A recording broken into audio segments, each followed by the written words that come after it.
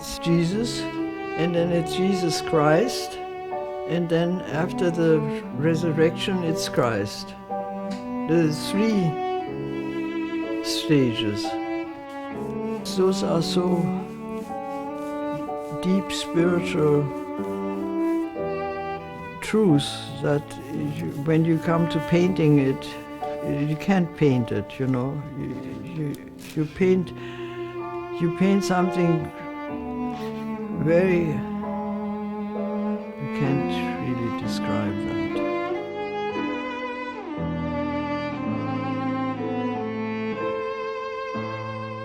You know, what goes on? Why do I paint today? And it's a big question. You you start having a picture, which is not a real picture, but you know exactly what it's going to look like, but you wouldn't know how to describe it, yeah? It's one step. And you say, now I know. Now, that's what I'm going to paint. And then you arrive here in the physical world again, you say, you knew it exactly, but tell me, how big is it? Yeah. How big is baptism? Yeah, is it this way, or is it that way, or how are you going to... Then you realize that you have to translate. Yeah? That it just isn't directly, so you have to translate it into this world. Yeah. And this world is your world. It's your personal world. You can only translate it into that if you're a real artist. Yeah. You know, if you don't copy and so on. Yeah. You have to put this in, and then you can only paint what you have experienced in life. Yeah? Have you ever seen a water? You know, have you ever seen a human being? Have you ever seen this and so on? So it becomes actually a totally personal expression. And this you have to sacrifice. This is the famous next step, you know, from the Evangelium, where you hear the word, you know what you want to do, and then you come to the other point where you have to sacrifice the personal part of it. And that's, I always am amazed, because it's really it's a wonderful time. It's a personal fight.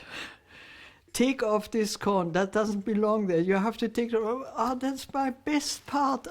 It succeeded so well. Sorry, out. And then you work on it, and this I call the sacrifice of the personal into the next step.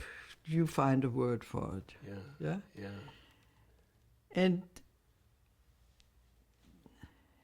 after this process, and I have never found the exact moment. I always know it's before the moment, and then it has happened. Something else has to descend into it, which I call a spiritual being, which is willing to say, that's me, yeah? And then the fight is over, because the being says, green here, red there, blue there, take this out to this, and there's no more, yeah? And this is what is in the religious, the transformation. I mean, people would use the word inspiration, wouldn't they, for what you're speaking about? Or is it more than that? Yeah, inspiration. I don't know. Can't do anything with this word, inspiration. Well, I don't... But what you're describing is a kind of forsaking, giving up of the personal and letting something super personal come in. Yeah. That tells you what to do. Yes. And this is, the word is Gnade. Gnade is what? Gnade. I'm not sure. Acceptance, is it? No? Grace. Is grace. It grace? Grace. Yeah. Grace. Yes. That's the thing. Yeah. the next step is grace. Yeah? It comes from the other side. Yeah. It has nothing to do with you except that you have made the platform for grace to happen. Yeah?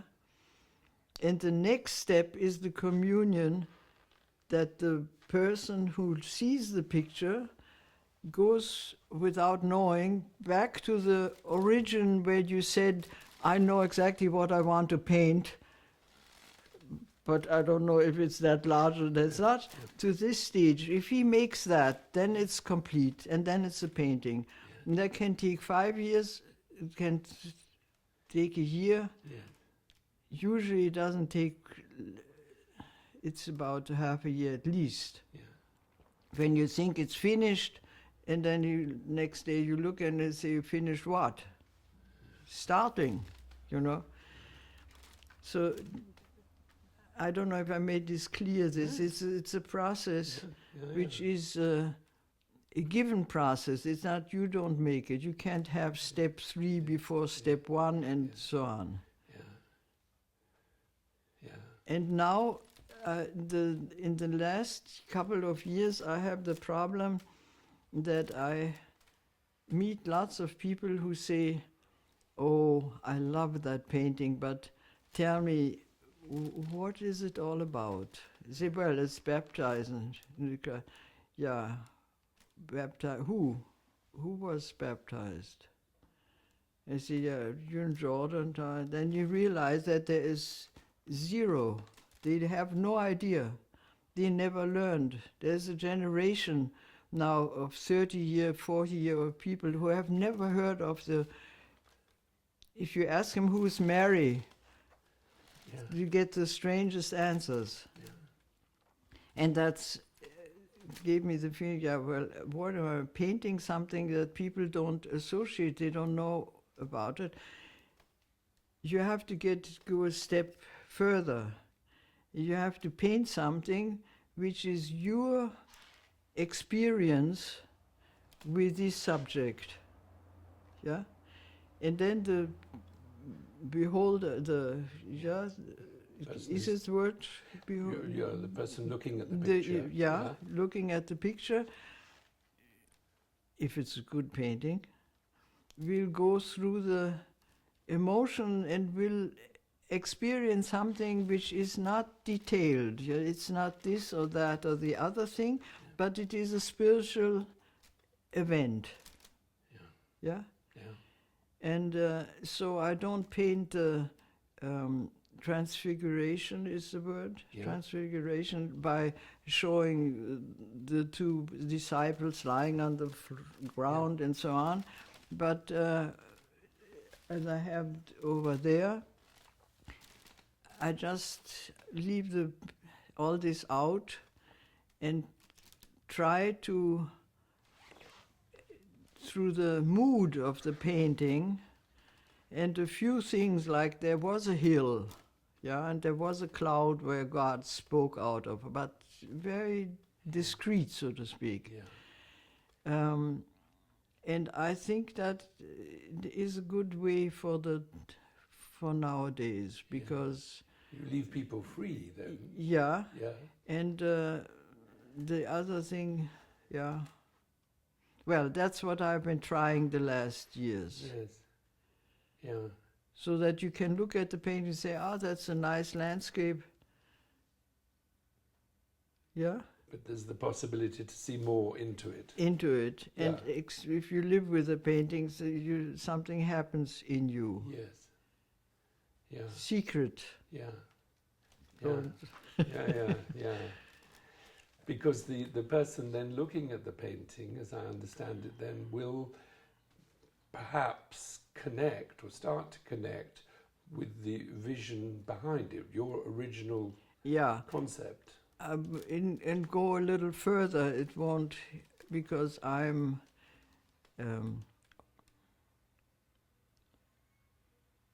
well, I don't know how to describe that actually, but there are different levels of appearance, and there is one level when it isn't appeared yet, but it's very there and wants to be. And this is the moment that I'm trying to catch. Not an easy job. No. Yeah? But if you catch that moment, then the chance is that they really get the whole. Yeah. Not with their mind, but Yes. with their feeling. Yes.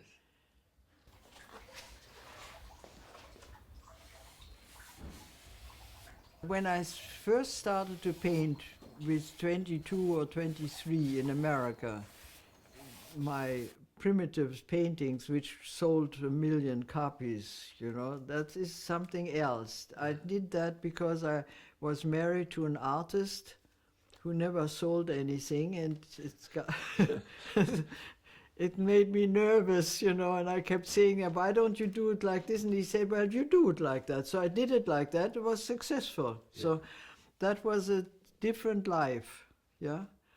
Then I had the famous burnout, which wasn't known at that time yet. I'm one of the first burnout people, actually. A crisis, yeah. Yeah. I mean, physical, absolute burnout. Yeah. What age were you then? Zweite Mondknoten, the second moon. So how many years is that? That's 37. 37, yeah. 37, 38. Yeah. When I came here into the clinic. Yeah. And then everything changed, and I didn't paint anymore, except maybe on a Sunday a little. I didn't paint for 16 years or so. 30, 40, 50, no, longer, 20 years. Mm. And then I read this by Steiner, what he said about the disaster in mankind if they forget the events of Golgotha. I said, that's it. The crucifixion, yeah. So. And what is your understanding of what he meant by disaster then? Why would it be a disaster? If people forget what you call the mystery of Golgotha, it's those 3 years of prior to Christ. They make all the difference of the world. It's the incarnation of Christ into human being is the turning point. I mean, what do you call that? The possibility of renewing mankind, yeah? And if you, that's how I understood it anyway, you know, that this is important, that the spiritual, a God, you know, has gone into this rotten body, yeah, and given it a chance to become again a spiritual being, let's put it this way. And so I had no problem with that. For me it was understanding, everybody does it in his way.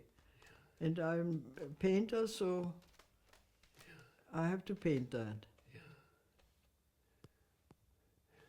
So this sacrifice of Christ, the God, is potentially then a redemption for humanity. Yeah. And for the reconnection of spiritual world and physical world, which have completely gone different ways. Do you think that it's important that we know about that consciously, or do you think that the power of that sacrifice works anyway in life? Do you think that deed has power even if we don't consciously recognize what happened? Well, let's put it this way. If something doesn't reach the physical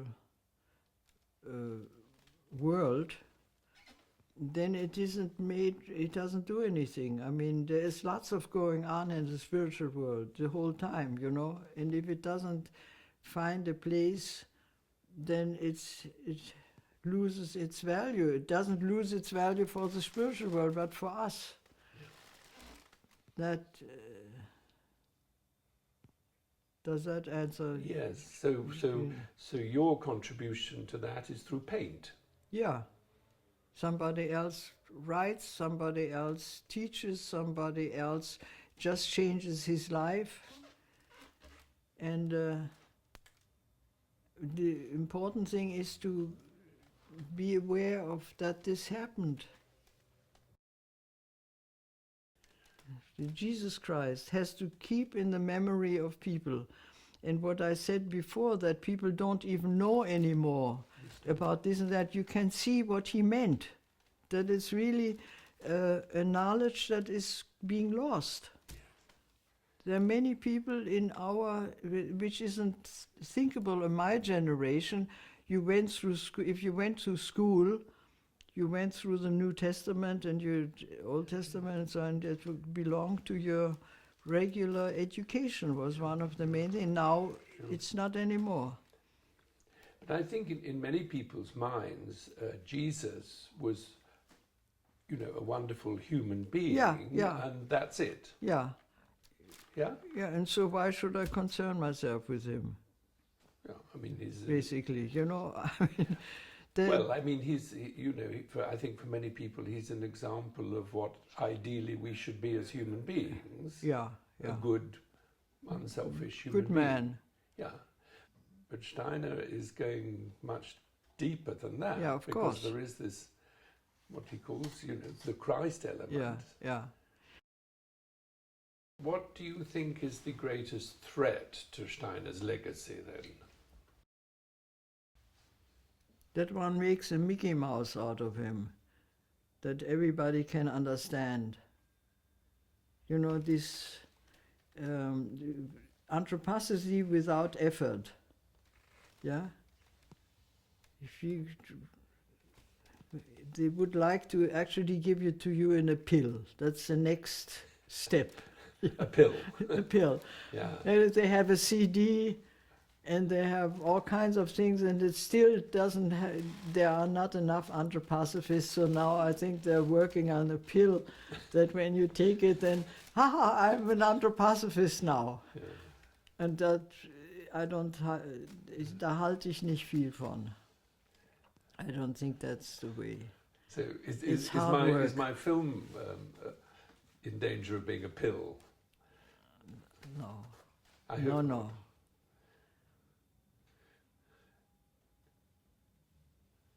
Well, there's a danger. No, there is no danger because you're not doing anything else, but that's how I understood it, that you describe how different people have different experiences and so on. And it's justified, it's interesting. Yeah. And that's exactly not the pill type. The pill is then everybody the same. Yeah? Everybody says, and then, you know, I took this pill, and the next day I had such and such and such experience. Yeah. And everybody will say the same thing. Yeah. And we don't have any pills. Yeah. Yeah. So Yeah. Yeah. Yeah.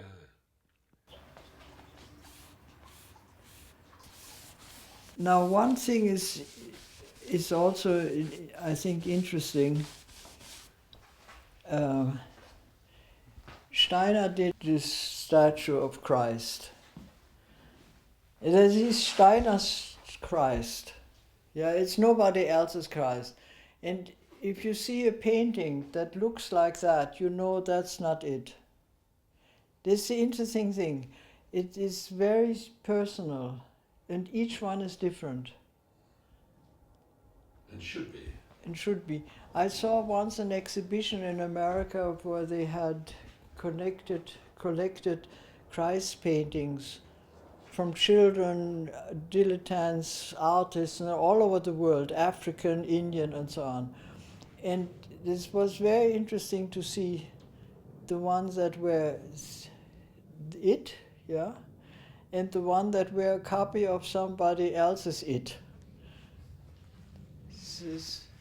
And that's a difficulty with as anthroposophists, because we feel that they should all look like that, and that's a little danger. Yeah? Yeah.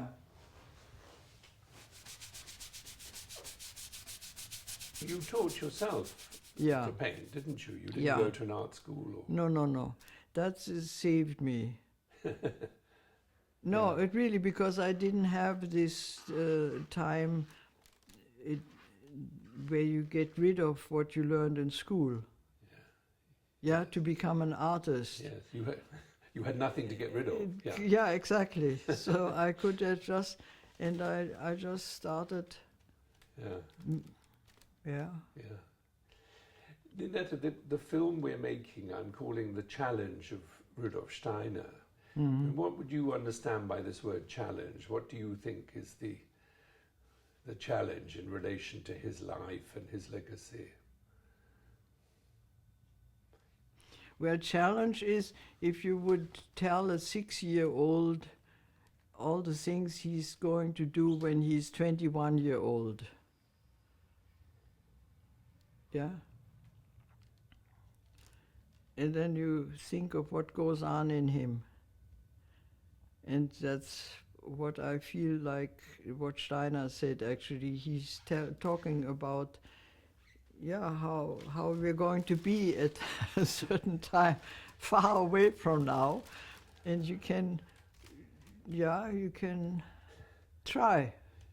But I mean, one could argue that telling a 6-year-old about what it's going to be like when they're 21 is hopeless, really. It's not helpful.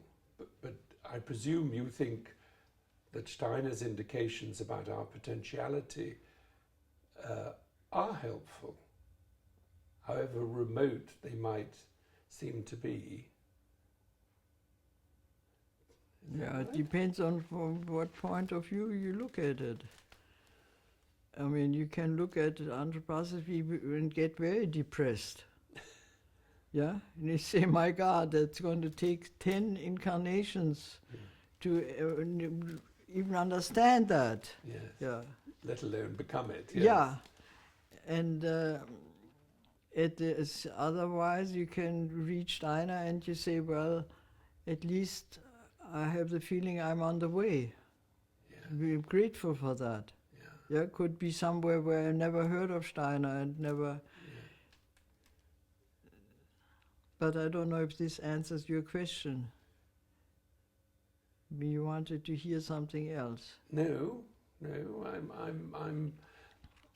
I'm interested in what Steiner has meant for individual people, and people answer that question in many different ways. But why is he important? I mean, some people, for example, when they come across Steiner or read a bit of Steiner, will say, well, how on earth can somebody know these things, about the far distant future or the far distant past, in that sort of detail? They're suspicious. And there's the kind of feeling that, we have to live in the moment and make the best of that.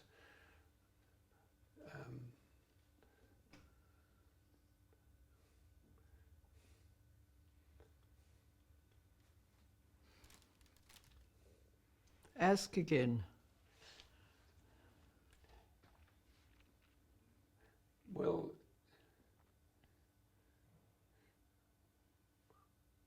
I mean, I was asking you what you understand by this word challenge. For you personally, for all of us, when an initiate like Steiner speaks, writes, one reaction is that one can feel very inadequate. On the other hand, it can be very inspiring to have a glimpse, at least, of what is one's potential, one's personal potential, but also the potential of humanity.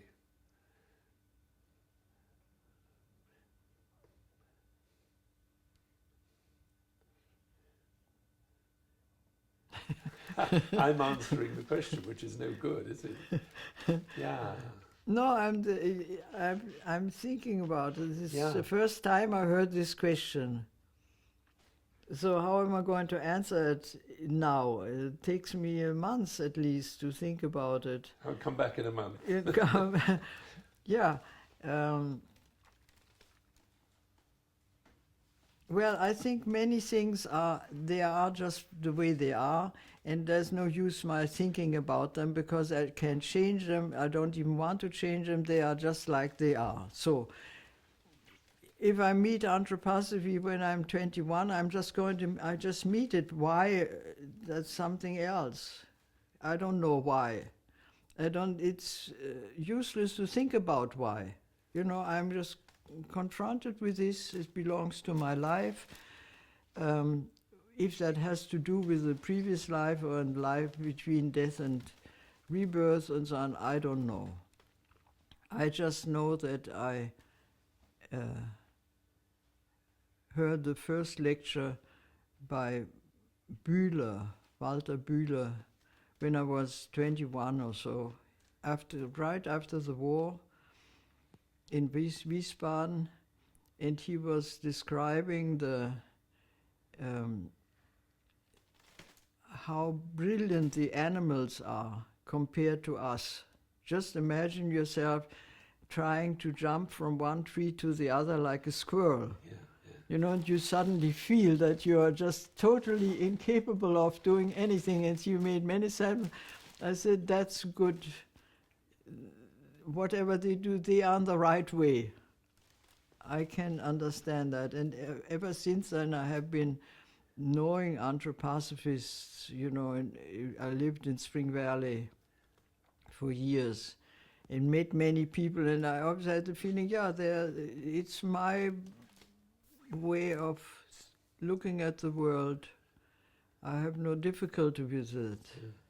Anthroposophy must be something that belongs to my life. Can't think without it. So in terms of the squirrel jumping from one branch to another, I mean, you're finding the equivalent of that in your own destiny, yeah? What branches have you jumped from to? Well, it actually makes you demütig. What is that? Humble? Is it? Humble. Yeah. Because the tendency of modern man is that he is very conceited. Conceited. Yeah. Yeah. He can fly to the moon and he can do all kinds of strange things, yeah? Yes.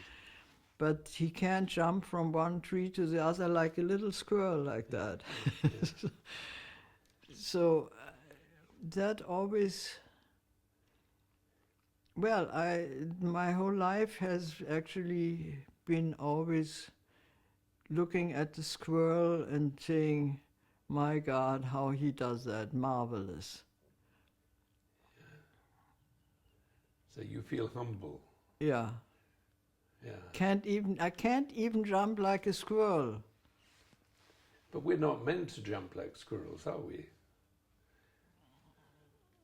Yeah, that's what you say. You think?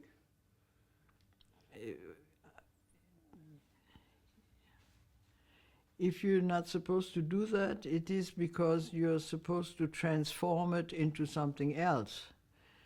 And when you look at it, the squirrel, and you feel sorry that you can't even jump like him, it's because you recognize that you can't do the equivalent that you should be doing. That's the trouble. Yeah. And that makes you smaller than the squirrel. Yeah. You know what I mean? Absolutely. Good, okay.